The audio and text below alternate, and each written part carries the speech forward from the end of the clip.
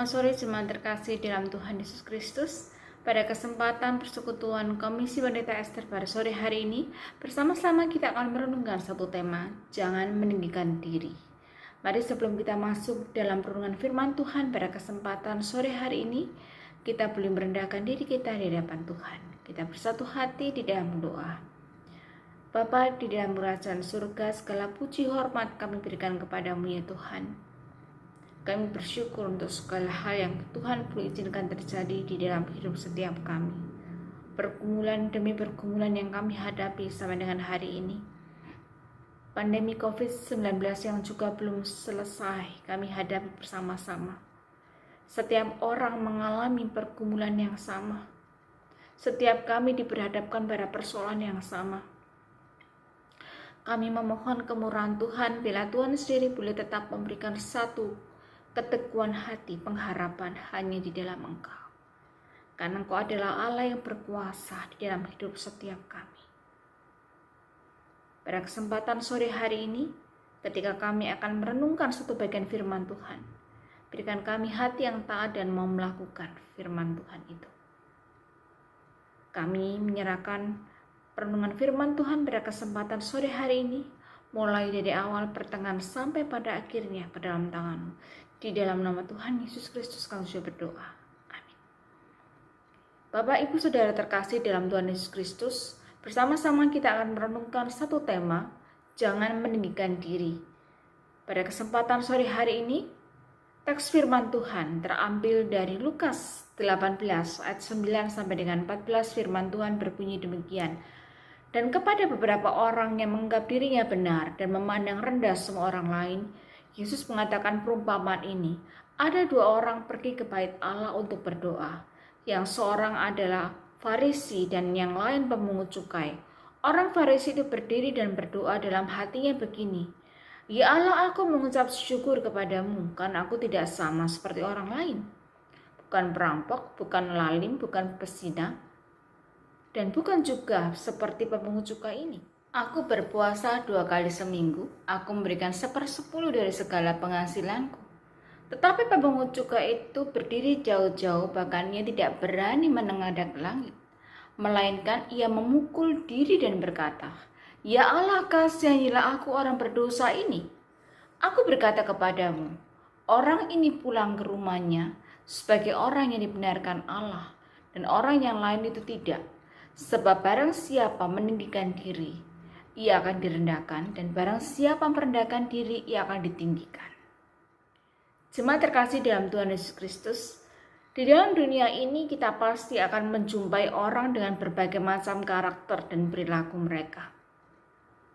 Ada satu pernyataan yang baik untuk kita renungkan bersama-sama. Ketika kita berada di atas, mungkin satu ketika kita akan turun. Ketika kita berada di bawah, ada saatnya juga kita akan naik. Ketika kita jatuh, ada saatnya juga kita akan bangkit kembali. Jadi, tidak ada gunanya jika kita menjadi orang yang meninggikan diri. Jemaat terkasih dalam Tuhan Yesus Kristus, di dalam narasi perumpamaan tentang orang Farisi dan pemungut cukai, digambarkan ada dua orang yang memiliki karakter dan perilaku yang bertolak belakang. Dalam perumpamaan ini, baik orang Farisi maupun pemungut cukai datang ke bait Allah untuk berdoa.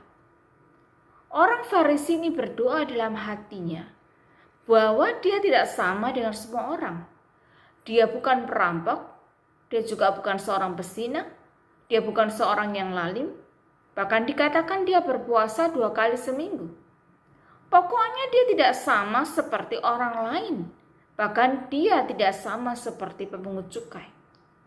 Apa yang dikatakan oleh orang Farisi itu semuanya benar. Tidak ada yang salah dengan pernyataannya. Dia berbicara tinggi karena memang kenyataannya begitu. Di dalam masyarakat Yahudi, mereka sangat menghormati orang Farisi karena mereka dianggap sebagai orang yang saleh dan taat dalam menjalankan kewajiban agamanya. Orang Farisi masuk ke bait Allah, dan ketika dia berdoa dengan kata-kata yang sangat mengesankan. Tetapi justru Tuhan Yesus menunjukkan kepada kita kelemahan orang Farisi itu. Orang Farisi itu ketika berdoa, dia berdoa tentang dirinya sendiri. Dia merasa yakin akan hubungannya dengan Tuhan. Karena dia merasa sebagai orang yang luar biasa. Orang Farisi ingin agar semua orang itu melihat betapa baiknya dia, betapa sucinya dia. Tetapi di sisi lain dia juga bukan orang yang peduli dengan hubungannya dengan Tuhan. Dia merasa bangga karena dia telah melakukan banyak hal. Dan dia merasa bahwa Tuhan pun bangga terhadap apa yang dia telah lakukan. Orang Farisi memang orang baik di mata banyak orang. Dia paham hukum Taurat. Bahkan dia berpuasa 2 kali seminggu.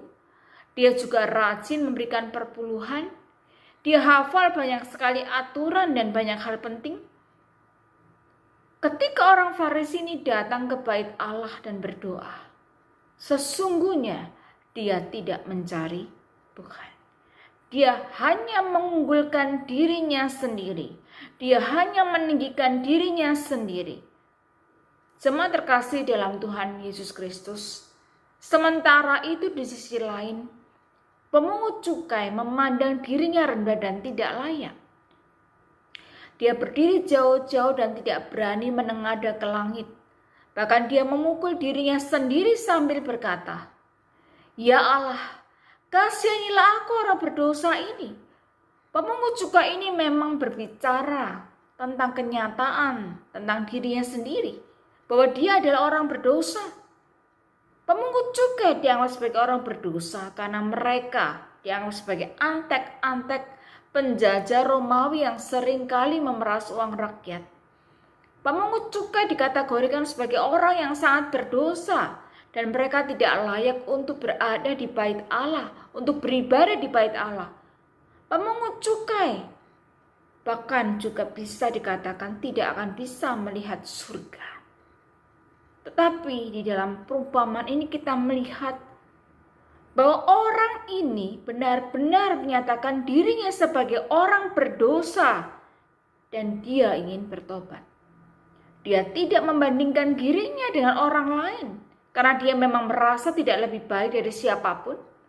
Bahkan dia berseru kepada Tuhan, "Kasihanilah aku karena aku orang berdosa." Jemaat terkasih dalam Tuhan Yesus Kristus, seringkali kita juga menjadi seperti orang Farisi. Kita menjadi orang yang menganggap diri kita sebagai orang baik. Kita merasa bahwa kita sudah melayani Tuhan dengan baik.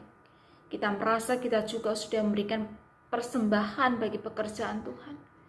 Kita mungkin merasa bahwa Tuhan itu sudah puas dengan apa yang kita lakukan.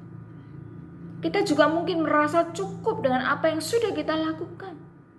Kita mungkin merasa cukup baik dengan orang lain. Kita memang setia kepada pasangan kita.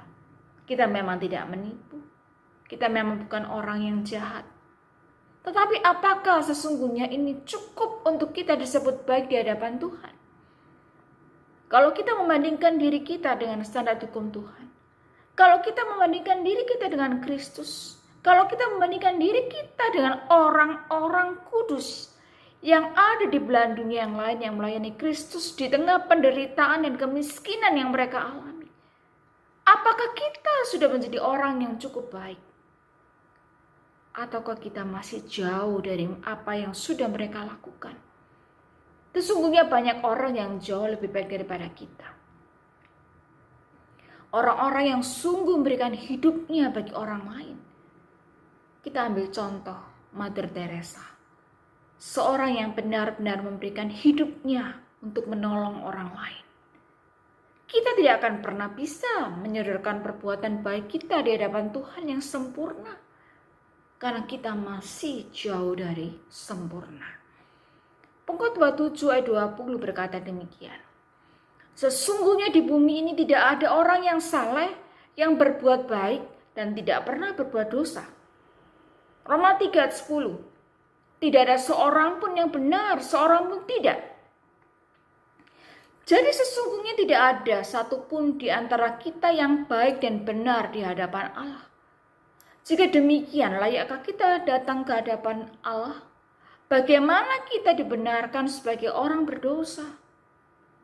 Tidak seorang pun dibenarkan di hadapan Allah karena ia melakukan kebaikan. Pemungut cukai adalah orang yang datang kepada Allah dengan segala kerendahan hatinya.